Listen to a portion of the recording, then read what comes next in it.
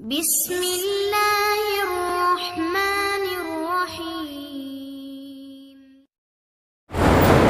ان الحمد للہ نحمده ونستعینه ونستغفره ونؤمن به ونتوکل علیہ ونعوذ باللہ من شرور انفسنا ومن سیئات اعمالنا ومن يهده الله فلا مضل له ومن يضلل فلا هادي له واشهد ان لا اله الا الله وحده لا شريك له واشهد ان محمدا عبده ورسوله وبعد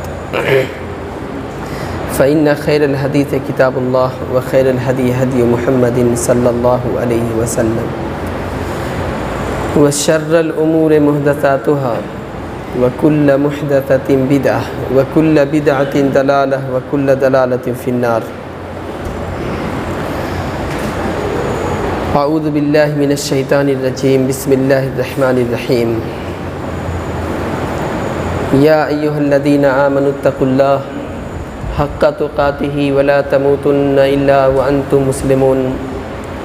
وقال سبحانه وتعالى يا أيها الناس اتقوا ربكم الذي خلقكم من نفس واحدة وخلق منها زوجها وبث منهما رجالا كثيرا ونساء واتقوا الله الذي تساءلون به والأرحام إن الله كان عليكم رقيبا. وقال سبحانه وتعالى يا أيها الذين آمنوا اتقوا الله قولوا قولا سديدا يصلح لكم أعمالكم ويغفر لكم ذنوبكم ومن يطع الله ورسوله فقد فاز فوزا عظيما. رب اشرح لي صدري ويسر لي أمري واحلل عقدة من لساني يفقهوا قولي. ربنا زدنا علما ربنا زدنا علما ربنا زدنا علما آمين يا رب العالمين. سبحانك لا علم لنا إلا ما علمتنا إنك أنت العليم الحكيم. قابل احترام بزرگوں اور پیارے نوجوانان اسلام، پردہ نشی اسلامی خواتین، مائیں، بہنیں اور بیٹیاں، ہم جس دنیا میں زندگی گزارتے ہیں یہ دنیا اللہ کی نظر میں ایک حقیر شے کے علاوہ کچھ بھی نہیں ہے. یہ جو ہم عام زبان میں بات کرتے ہیں ایک دوسرے سے، فلاں چیز بہت ہی گھٹیا ہے، فلاں آدمی گھٹیا ہے، اللہ تبارک و تعالیٰ نے دنیا کو گھٹیا بتلایا ہے. اللہ کے نزدیک اگر سب سے گھٹیا شے، سب سے گھٹیا چیز اگر کچھ ہے تو وہ دنیا ہے.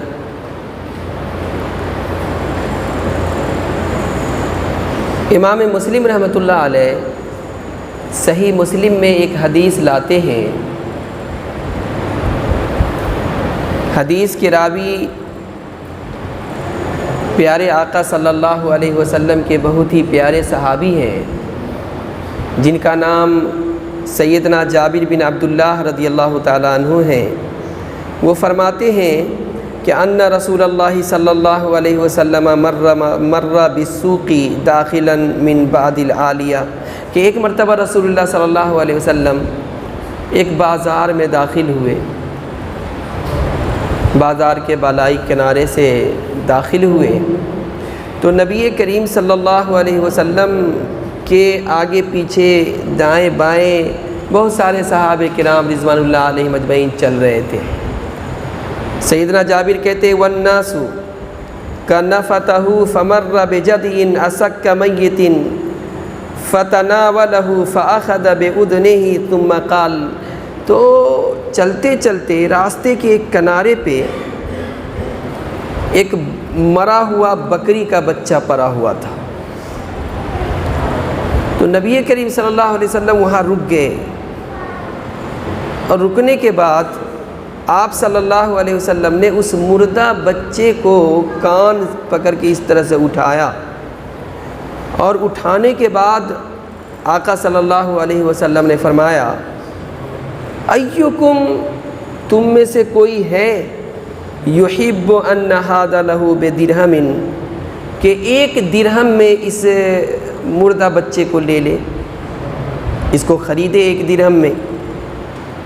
فقالوا ما نحب انه لنا بشيء وما نصنع به، تو صحابہ کرام رضوان اللہ علیہم اجمعین کہنے لگے کہ یا رسول اللہ، ہمیں یہ 1 درہم تو بہت ہے، ہمیں تو یہ کسی چیز کے عوض لینا پسند نہیں ہے، ہم اسے لینا پسند نہیں کریں گے، یعنی گویا کہ ہم مفت میں بھی لینا پسند نہیں کریں گے۔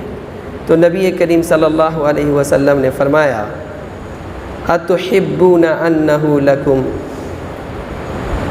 اچھا ایک کام کرو، اگر 1 درہم نہیں دے سکتے ہو تو مفت میں کوئی ہے تم میں سے فری میں اس کو لے جائے؟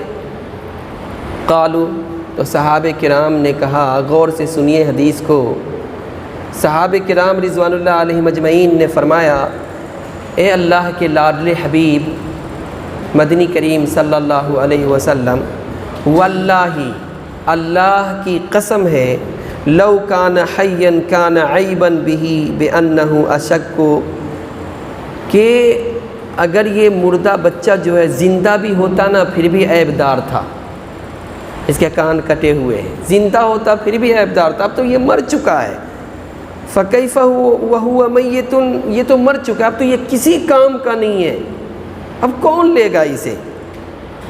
فقال، تو آقا نے فرمایا، اب یہ بات غور کرنے کی ہے، اسے توجہ کے ساتھ سنیں۔ رسول اللہ صلی اللہ علیہ وسلم نے فرمایا فواللہ، اے میرے صحابہ، میں اللہ کو گواہ بنا کر کے کہتا ہوں، للدنیا اہون علی اللہ من ھذا علیکم، اللہ کے نزدیک دنیا اس مرے ہوئے مردار بچے سے بھی زیادہ حقیر ہے۔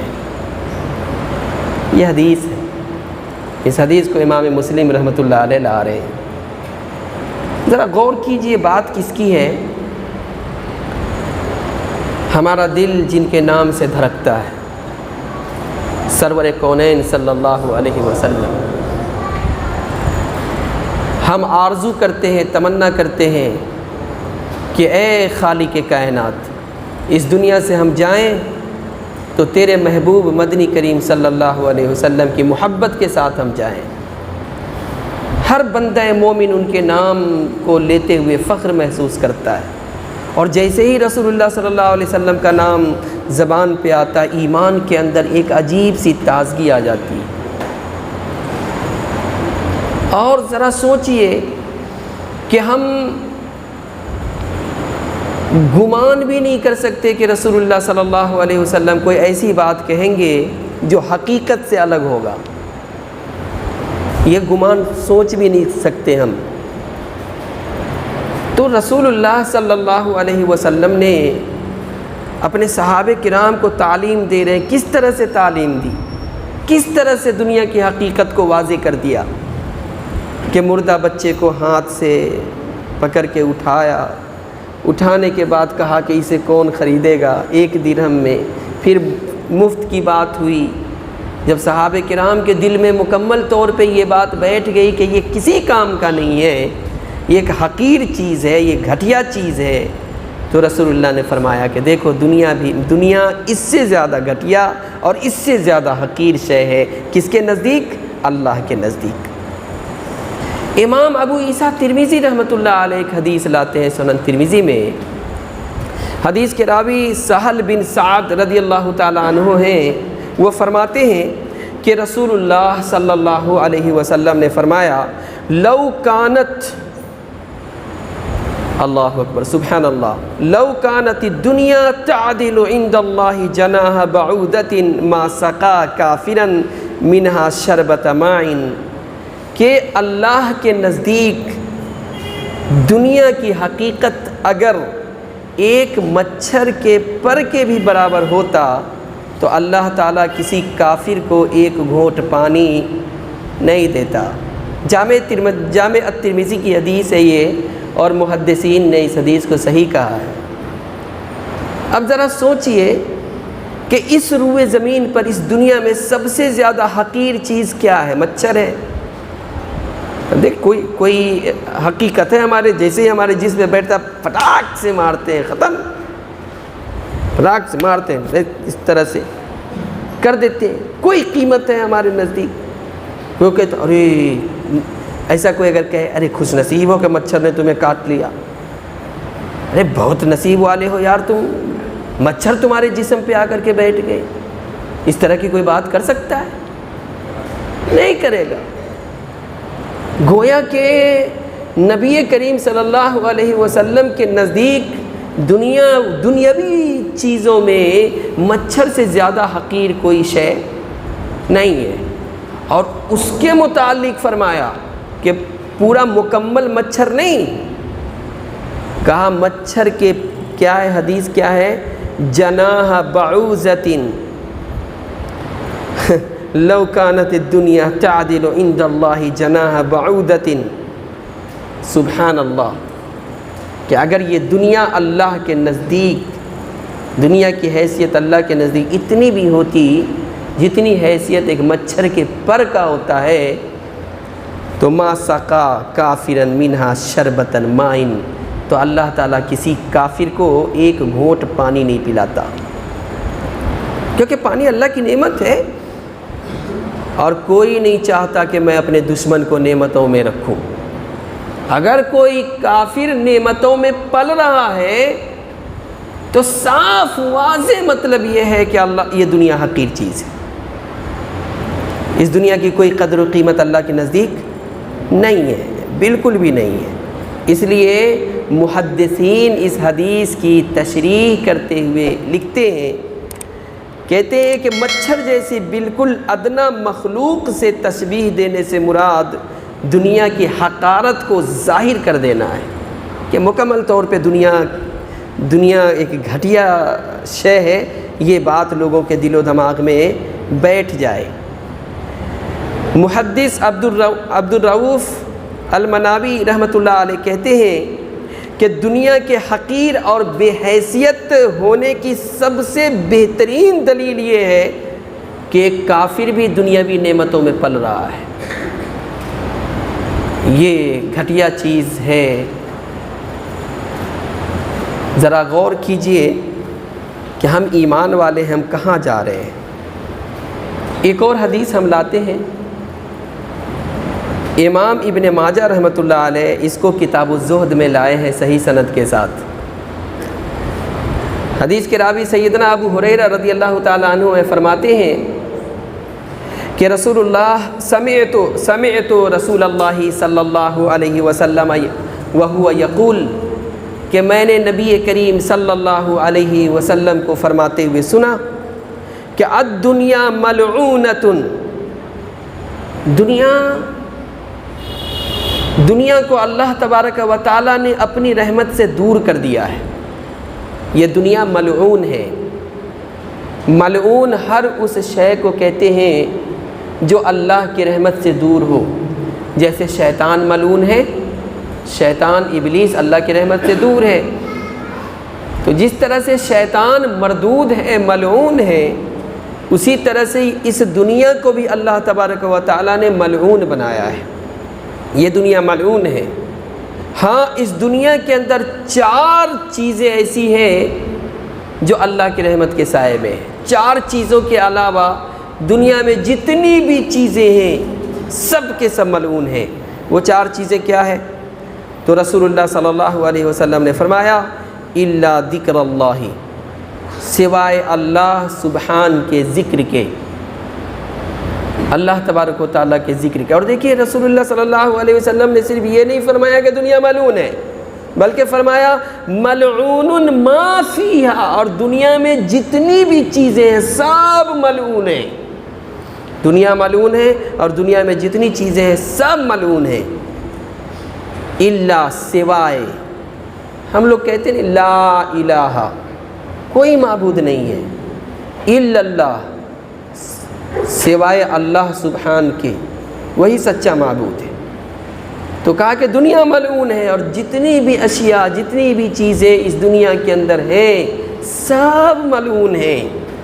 الا، سوائے ذکر اللہ، اللہ کے ذکر کے، وما ولاہ، اور ان چیزوں کے جس کا تعلق اللہ سے ہے، جیسے مسجد، خانہ کعبہ یا صفا مروہ، قربانی کے جانور جس کو ہم شعائر اللہ کہتے ہیں، یعنی جن چیزوں کا تعلق اللہ سے ہے یا اللہ کے لاڈلے حبیب مدنی کریم صلی اللہ علیہ وسلم سے ہے،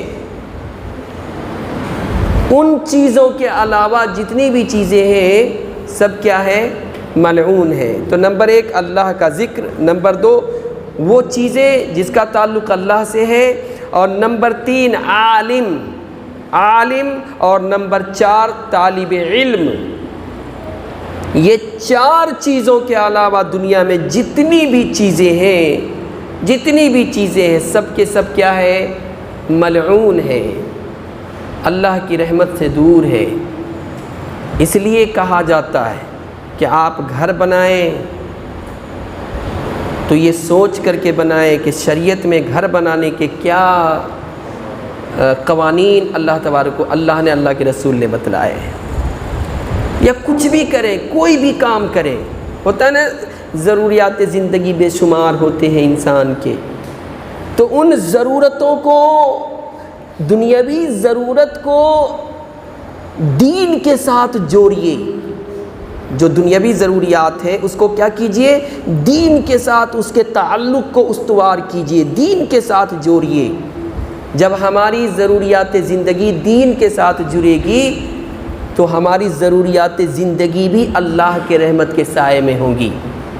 اگر ہم اپنی ضروریات زندگی کو دین سے نہیں جوڑیں گے تو یاد رکھیے ہم جس گھر میں سوتے ہیں وہ گھر اللہ کی رحمت سے دور ہو جائے گا، ہماری اولاد اللہ کی رحمت سے دور ہو جائیں گے، اور ہم جو کمائی کرتے ہیں وہ سب کے آج کیوں یہ باتیں ہیں کہ بھئی برکت نہیں ہو رہی ہے؟ بہت سارے لوگوں کے دل کے اندر یہ خلیش ہے، برکت نہیں ہو رہی ہے، یہ ہے وہ ہے، 20 قسم کی باتیں ہیں۔ یہ اس لیے ہے کہ ہم نے دین کو اور دنیا کو الگ الگ کر دیا۔ اقبال نے کہا تھا کہ جب دین سے سیاست کو الگ کرو گے تو جنگیزی رہ جائے گی، خون خرابہ ہوگا، فتنے سر اٹھائیں گے اور سکون ختم ہو جائے گا۔ اس لیے ضروری ہے کہ ہم اپنی زندگی کو، اپنی دنیاوی زندگی کو دین کے ساتھ مربوط رکھیں، تو پھر انشاءاللہ تعالی وہ بھی اللہ کی رحمت کے سائے میں ہوگا۔ تو یہ 4 چیزیں جو اللہ تبارک و تعالیٰ نے بتلایا۔ سب سے پہلی چیز ذکر اللہ کہا۔ اب دیکھیں قرآن کریم میں اللہ فرماتا ہے یا ایھا الذین آمنوا لا تلہکم اموالکم ولا اولادکم عن ذکر اللہ ومن یفعل ذلک فاولئک هم الخاسرون۔ ایمان والو، آپ ایمان والے ہو؟ جی اللہ میں ایمان والا ہوں۔ اچھا آپ ایمان والے ہو تو سنو، تمہارے پاس جو مال ہے اور تمہارا جو اولاد ہے نگرانی کرتے رہو، کہیں وہ تمہیں میرے ذکر سے غافل نہ کر دے۔ دیکھ رہے ہیں کتنی اہم بات اللہ فرما رہا ہے، ذرا دیکھتے رہو کہیں ایسا نہ ہو کہ مال کے فریب میں آ کر کے یا اولاد کے محبت میں آ کر کے تم میری یاد سے غافل ہو جاؤ۔ ایک صحابی تھے، صحابی یاد آ رہے ہیں، غالباً ثعلبہ نام تھا ان کا۔ رسول اللہ صلی اللہ علیہ وسلم نے بلایا، ادھر آؤ، بہت پیار کرتے تھے اللہ کے رسول ان سے، بلایا، آئے، لبیک یا رسول اللہ، اللہ کے نبی حاضر ہوں، بتائیں کیا حکم ہے؟ کہا کہ فلاں کام یہ ہے، وہاں جانا ہے تمہیں، وہاں جاؤ اور وہ کام کرو۔ وہ صحابی جاتے ہیں، جانے کے بعد جہاں پہ کام بتلایا تھا وہاں گئے تو ایک لڑکی غسل کر رہی تھی، صحابی کی نگاہ اس کی طرف چلی گئی۔ پہلی نگاہ تو معاف ہے، اگر دھوکے سے آدمی کو چاہیے کہ فوراً اپنے نگاہ کو پھیر لے، لیکن صحابی سے غلطی ہو گئی، وہ دیکھتے رہ گئے۔ یک بیک ان کے دل میں پیدا ہوا، ارے ہم تو آقا صلی اللہ علیہ وسلم کا ایک کام کرنے کے لیے آئے تھے اور ہم نے کیا کر دیا ہے۔ نفس نے فوراً تنبیہ کیا اور نگاہ فوراً ہٹے۔ اب وہ سوچنے لگے کہ میرے اعمال نامے میں گناہ فرشتے نے درج کر دیا ہے، میں نافرمان ہو چکا ہوں، میں گناہگار ہو چکا ہوں، اب میرا کیا بنے گا، اب میں کون سا منہ لے کر کے رسول اللہ کے پاس جاؤں گا۔ رو رہے ہیں، دونوں آنکھ میں آنسو ہے، اور دل جس طرح سے سانپ ڈس لیتا ہے اور آدمی تڑپتا ہے، بے چین ہو جاتا ہے، اس کے دل کرب کی حالت سے وہ گزرتا ہے، بس اسی طرح سے وہ صحابی بے چین ہے، پریشان ہے۔ اب میں کیسے جاؤں؟ نہیں جاتے ہیں۔ سرور کونین صلی اللہ علیہ وسلم 2-3 دن کے بعد معلوم کرتے ہیں کہ ثعلبہ کہاں ہیں، دکھائی نہیں دیتا۔ ایک کام کے لیے ان کو بھیجا تھا، ابھی تک آ کر کے جواب نہیں دیا اس نے، کہا ہم بھی نہیں دیکھ رہے ہیں ان کو کہاں ہے۔ گھر دیکھا گیا، گھر پہ نہیں ہے، پوچھا گیا تو رسول اللہ نے فرمایا کہ جاؤ کسی پہاڑ پہ وہ ملیں گے تمہیں، تلاش کرو اس کو۔ اب صحابہ کرام چاروں طرف تلاش کر رہے ہیں ان کو۔ پہاڑ کے وادی میں ایک بکری کا چرواہا بکری چرا رہا ہے۔ صحابہ کرام ان سے پوچھتے ہیں جی اس شکل کا، اس ڈیل ڈول کا کوئی آدمی تمہیں دکھائی دیا؟ تو کہا نہیں، اس شکل کا ڈیل ڈول کا تو نہیں ہے، ہاں ایک پتلا دبلا چہرہ ایک دم زرد ہو گیا ہے، آنکھ اندر کو دھس گیا ہوا ہے، گال بالکل پچک چکا ہے، پہاڑ پہ رہتا ہے، 24 گھنٹے میں ایک مرتبہ وہ نیچے آتا ہے، مجھ سے اللہ کے نام پر دودھ طلب کرتا ہے، میں تھوڑا سا دودھ اس کو دے دیتا ہوں، وہ پیتا ہے پھر چلا جاتا ہے۔ بس صحابہ کرام رضوان اللہ علیہم اجمعین جاتے ہیں تو دیکھا کہ پہاڑ کے غار میں ثعلبہ دونوں ہاتھ کو اٹھائے ہوئے، اللہ مجھ سے غلطی ہو گئی، تیرے نبی کی نافرمانی کی میں نے، اللہ تو مجھے معاف فرما دے، اللہ تیری نبی کی نافرمانی کی معاف فرما دے، کون سا منہ لے کر کے تیرے حبیب کے پاس جاؤں، بار بار گڑگڑا رہے ہیں۔ صحابہ کرام کہتے ہیں کیا ہو گیا تمہیں، کیوں یہاں پر ہو، کیسی حالت تم نے اپنی بنا لی ہے، تمہیں پتہ نہیں ہے میں نے کیا کر دیا ہے، میں نے اپنے پیارے حبیب کی نافرمانی کر دی ہے۔ کہا کیا چلو اللہ کے نبی تمہیں بلا رہے ہیں، میں کیسے جاؤں ان کے پاس، کس طرح سے جاؤں، میں نہیں جا سکتا، کیسے جاؤں؟ کہا نہیں چلو تم۔ ان کو اٹھا کر کے لایا جاتا ہے، سرور کونین صلی اللہ علیہ وسلم تشریف فرما ہے، چلنے کی طاقت اس صحابی کی ختم ہو چکی ہے، اب ایسا لگ رہا ہے کہ دنیا سے چلا ہوا ہے۔ اللہ کے نبی فرماتے ہیں کہ ان کا سر اٹھا کر کے میرے جانگ پہ رکھو۔ صحابی کا سر رسول اللہ صلی اللہ علیہ وسلم کے جانگ مبارک پہ رکھا جاتا ہے، آنکھ کھولتے ہیں، کیا ہوا؟ کہ اللہ کے نبی آپ کی نافرمانی کر لی، آپ نے جس کام کے لیے بھیجا تھا وہ کام مکمل نہیں کیا، اور ایک غیر محرم عورت کی طرف میرا دل دماغ چلا گیا، اب تم کیا چاہتے ہو؟ اللہ کے لاڈلے حبیب اللہ سے دعا کیجئے کہ اللہ مجھے معاف کر دے۔ کہا معافی چاہتے ہو؟ کہا ہاں۔ کہا جاؤ اللہ نے تمہیں معاف فرما دیا۔ جیسے ہی کہا اللہ نے تمہیں معاف فرما دیا، صحابی کے چہرے پہ مسکراہٹ آئی اور وہ دنیا سے چلے جاتے ہیں۔ یہ لوگ تھے، ان لوگوں کو پتہ تھا ہر اس شے، ہر اس چیز سے اپنی دامن کو ان لوگوں نے بچانے کی کوشش کی جس کی وجہ سے اللہ کی یاد سے آدمی غافل ہو جاتا ہے۔ دیکھیں کتنی قرآن کریم آپ سے بات کرتا ہے، لیکن یہ ہماری بدنصیبی ہے کہ ہم قرآن کریم کے ساتھ بات کرنا نہیں چاہتے۔ قرآن ہمیں اپنی طرف بلاتا ہے، قرآن کی آیتیں، قرآن کریم کی آیتیں آواز دیتی ہیں کہ آؤ میں تم سے بات کروں، مجھ سے بات کرو۔ یا ایھا الذین آمنو، اے میرے وہ بندو جو ایمان لائے ہو، اے میرے ایمان والے بندو، آپ ایمان والے ہو؟ جی اللہ ایمان والا ہوں۔ اچھا ایمان والے ہو؟ ہاں ایمان والا ہوں۔ تو سنو، لا تلہکم اموالکم ولا اولادکم، تمہارے مال اور تمہاری اولادیں تم کو اللہ کی یاد سے غافل نہ کر دے۔ کبھی غور کیا تم نے؟ کبھی توجہ کی اس طرف؟ کبھی ذہن کو، کبھی دل کو، کبھی دماغ کو اس بات کے سوچنے پر مجبور کیا تم نے کہ وہ کون کون سی چیزیں ہیں دنیا میں جو ہمیں شریعت پر عمل کرنے سے روکتی ہے، رسول کی محبت کو دل میں آنے سے روکتی ہے، اللہ سبحان کی بندگی سے روکتی ہے؟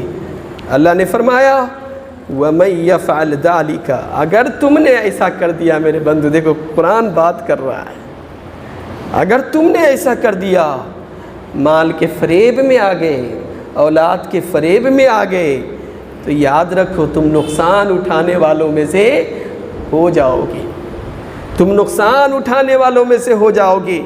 لہٰذا اگر تم نقصان سے بچنا چاہتے ہو، اگر تم نقصان سے اپنے آپ کو الگ کرنا چاہتے ہو، تو اے میرے بندو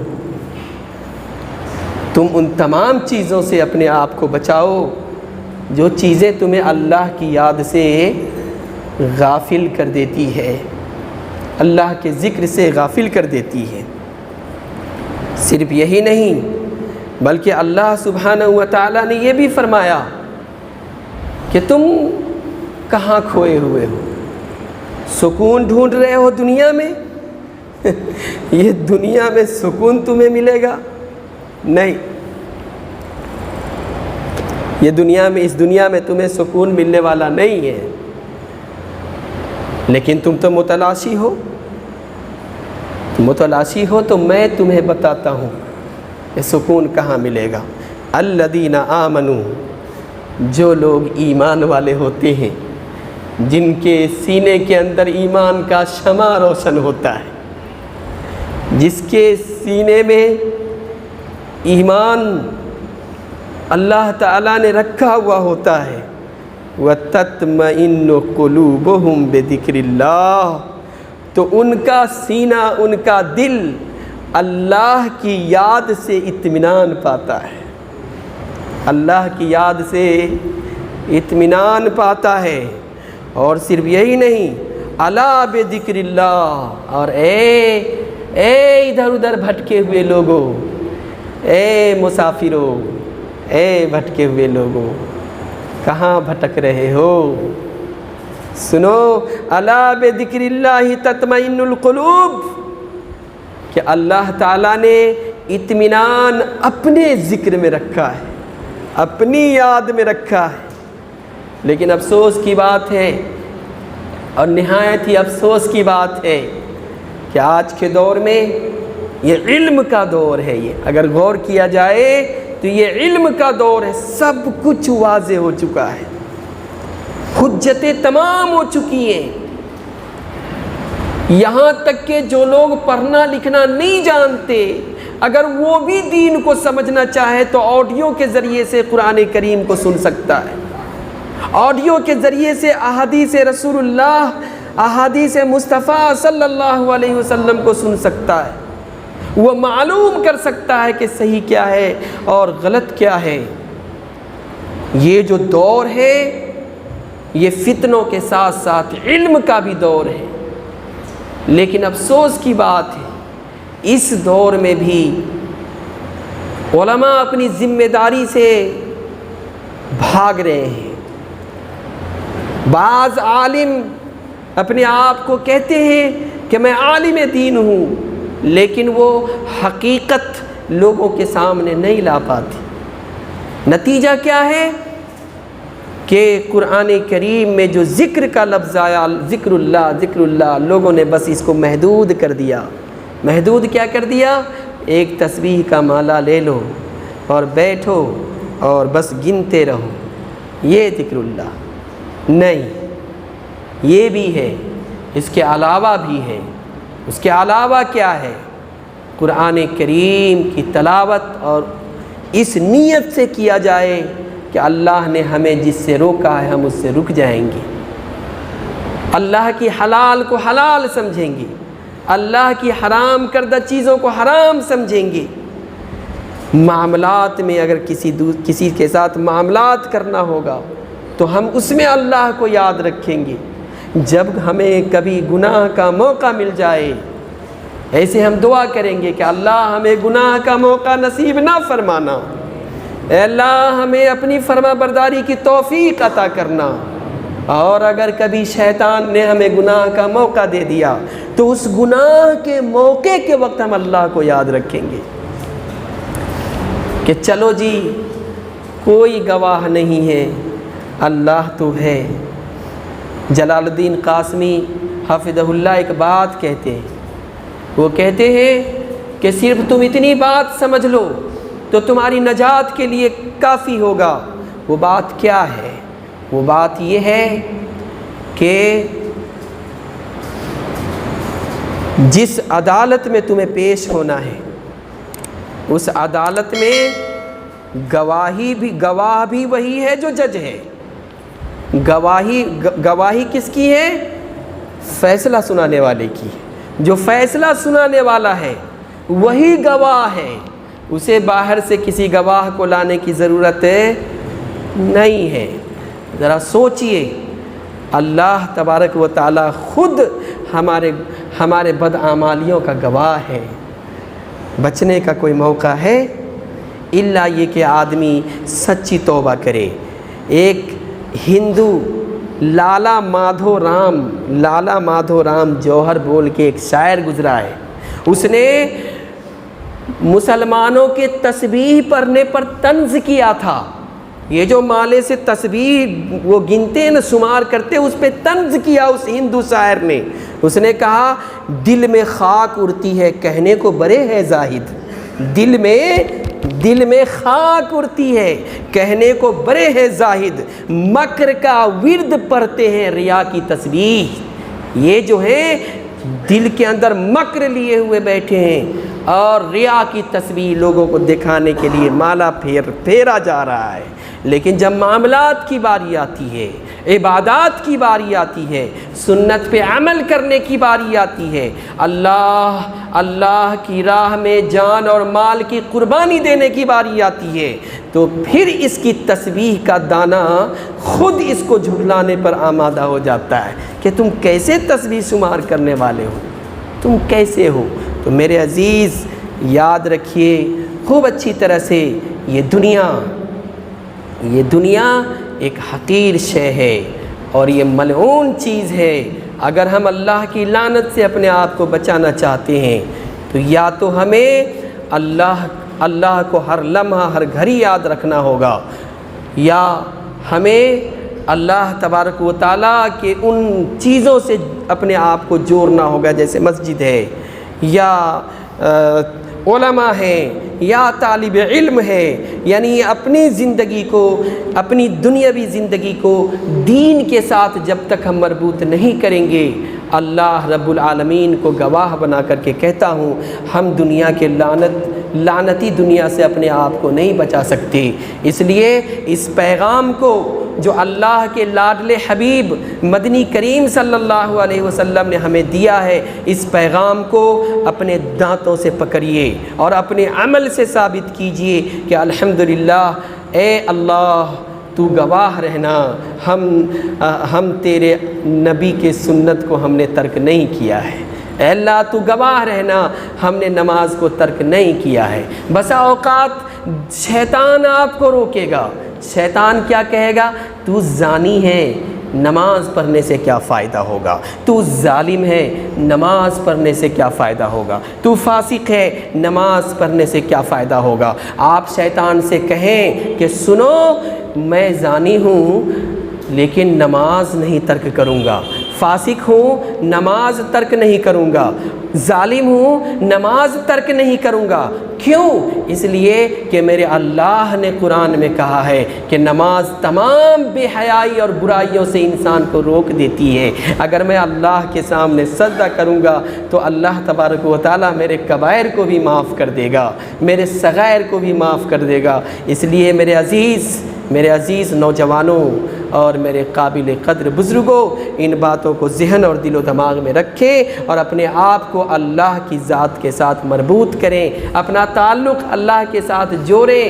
یہی دنیا میں سب سے انسانیت کا معراج ہے۔ ہم اللہ سے دعا کرتے ہیں، بارے الہ جو باتیں کہی گئی اے اللہ کہنے والے کو بھی